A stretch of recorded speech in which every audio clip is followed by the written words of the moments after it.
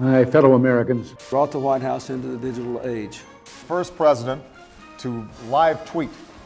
Social media has changed the way Americans interact with the president, the way people around the world interact with the president.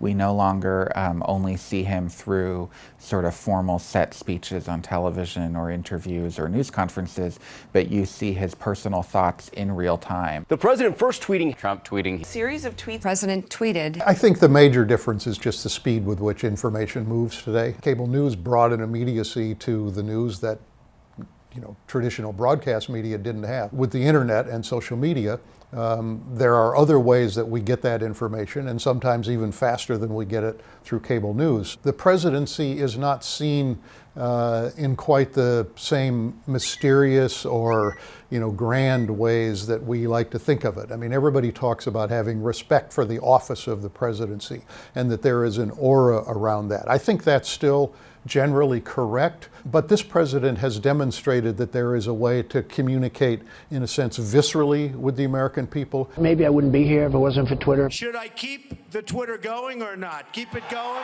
Trump uses social media to try to create news.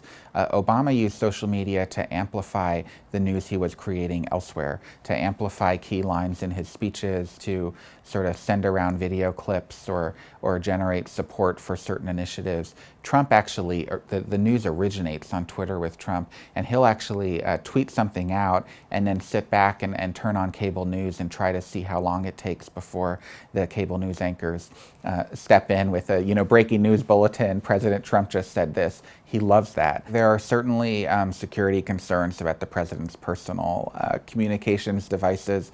When President Obama first took office, he had to have a special BlackBerry made. This was back in the age of BlackBerries and emails, and it was to protect his email servers and to make sure he couldn't be hacked, or to make sure that his device couldn't be used as a listening device for a foreign spy, for example. With President Trump, those same concerns exist. His handle is the verified presidential megaphone, and so if he were to tweet out some sort of announcement or decision, if a hostile foreign power were to have access to his account and tweet that announcement out, they could wreak havoc on the economy here and all sorts of other issues. There's a debate that goes on constantly. How much attention should we pay to the tweets? Should we let them dictate our coverage? Can we safely ignore them?